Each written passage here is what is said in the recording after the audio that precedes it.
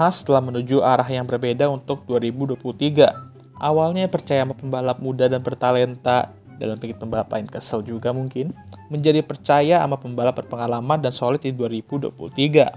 Mereka memiliki K-Mag yang secara mengejutkan.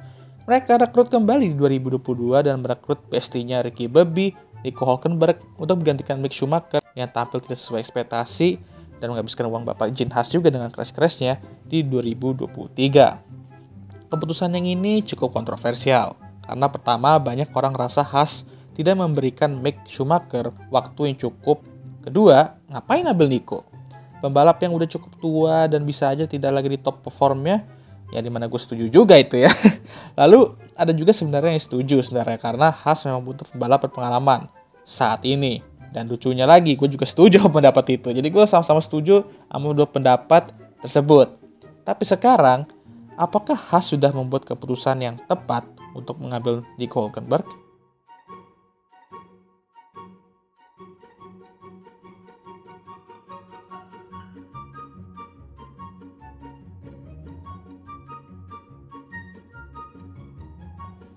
Sebelum 2023, terakhir kali Nico Hülkenberg balapan secara full-time di F1 ialah pada tahun 2019, yang dimana itu 4 tahun yang lalu.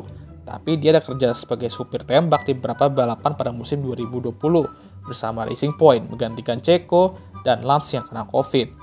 Di saat dia menggantikan mereka, dia menunjukkan bahwa dia sebenarnya masih layak berada di F1. Lalu dia menjadi reserve driver Aston Martin di 2021, tapi nggak ada tugas supir tembak di musim itu. Lalu 2022, baru dia balik lagi balapan di 2 balapan pertama musim itu, menggantikan Asep yang kena COVID. Di balapan itu dia mampu tampil bagus di papan bawah tapi. Mobil AMR22 tidak tampil bagus di 2 balapan pertama, tapi highlights dia di 2 balapan itu ialah ketika dia mampu out-qualified Lance Stroll di Bahrain Grand Prix.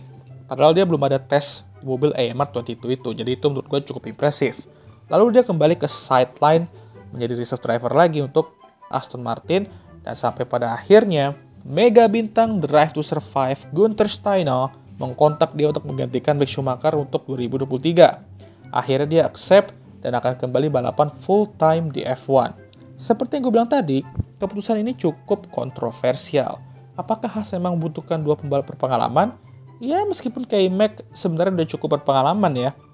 Mungkin Haas saat itu juga nggak memiliki opsi yang banyak kan. Alhasil, Haas memutuskan untuk merekrut pembalap yang benar-benar cocok sama mereka. Maksudnya cocok tuh gimana ya bang? Ya cocok, orang mereka sama-sama belum pernah meraih podium.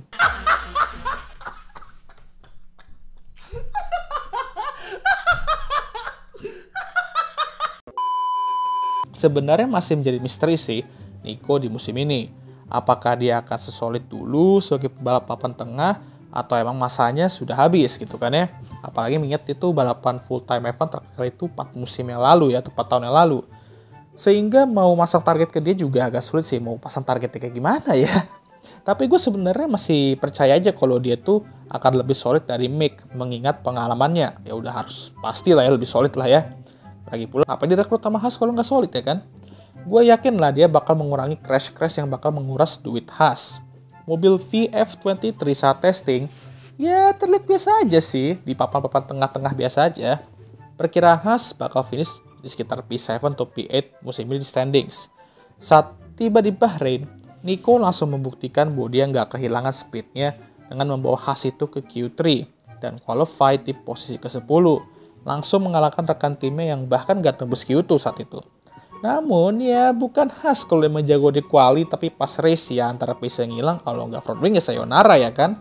Dia hanya mampu finish di posisi 15, tapi masih balapan pertama, saatnya fokus ke balapan kedua.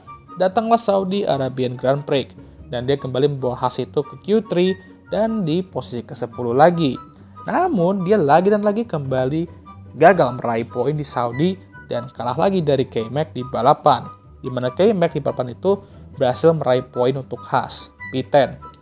Di 2 balapan pertama, Hulk memang terlihat lebih unggul dari K-Mag, tapi di race K-Mag mampu tampil lebih solid dan lebih bersih. Namun semua berubah di Australia, di mana dia lagi start dari posisi ke-10. Demen kali kayak dia start dari posisi ke-10 ya kan. Demen mama top 3 lah Hulk. Canda ya bang. Nah, di balapan yang chaos ini, dia mampu jauh-jjauh dari masalah dan berada di posisi ke-8 saat red flag kedua. Lalu, pada restart setelah red flag kedua itu, dia mampu lolos lagi dari kekacauan-kekacauan dan berada di posisi ke-4.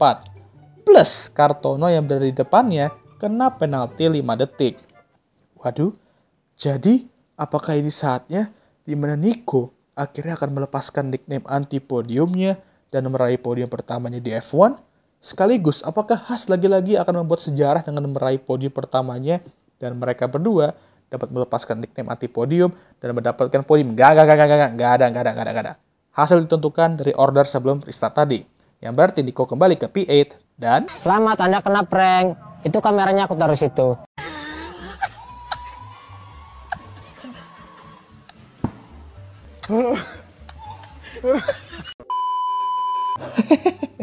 Tapi setidaknya dia dapat posisi ke-7 lah ya, dan poin pertamanya musim ini. Ya nggak apa-apa lah, dapat poin lumayan, tapi nyesek lah ya pasti ya kan. Podium tuh bisa aja cuy, dan Gunter aja sampai ngamuk dan kemungkinan udah siap-siap meeting sama Jin dan ngomong kasar bareng ya kan. Lalu spring break, dan datanglah sprint weekend setelah itu. Pertama kali untuk Nico tentunya, dan pertama kali juga musim ini dia gagal keluar dari Q1 di qualifying, dan di sprint shootout gagal keluar dari Q2. Di sprint pertamanya dia nggak bisa berbuat banyak dan finish di posisi 15. Lalu di race utamanya ya sama, hanya mampu finish di posisi ke-17. Mobil Haas emang gak ada pace di baku dan saatnya kita ke Miami. Home race pertama Haas dari 3 balapan di Amerika Serikat musim ini. Hulk hanya mampu qualify di posisi ke-12 sementara rekan timnya K-Mag mampu berada di top 4. Tapi pas race ya sama penyakit Haas tuh. Tidak memiliki race pace yang baik. Dan ya gagal meraih poin dan K-Mag hanya mampu finish posisi ke-10 walaupun start dari posisi ke-4 ya. Melihat 5 balapan pertama di 2023, Hulk emang terlihat unggul dari K-Mag di segi qualifying. Namun secara race pace ya kalau bersih lumayan setara sih sebenarnya dia sama K-Mag. Tapi ya kurang bersih aja cuy. Dan ngomong-ngomong soal bersih, Hulk baru crash sekali di Miami kemarin kan, dan untungnya itu cuma free practice. Nah, Hulk sebenarnya sudah tampil sesuai ekspektasi. Namun mobil Haas tuh musim ini dapat dikatakan untuk awal 2023 ini lebih buruk dari mobil mereka musim lalu di awal 2022. Sehingga kedua pembalap mereka nggak bisa berbuat banyak.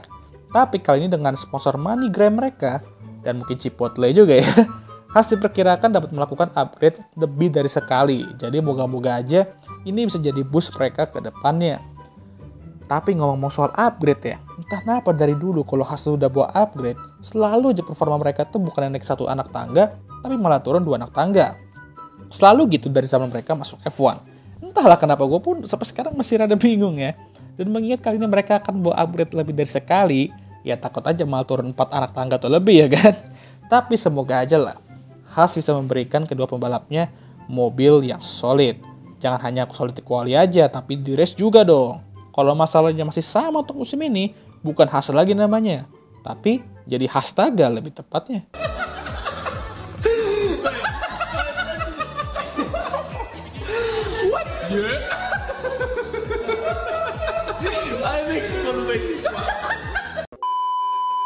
Oke lah, sekian video kali ini. Gimana menurut kalian? Apakah Hulk memang sudah membuktikan bahwa Haas tuh membuat keputusannya tepat untuk merekrut dia di musim 2023 ini? Tulis komentar kalian di kolom komentar, dan jangan lupa untuk like, subscribe, dan share video ini.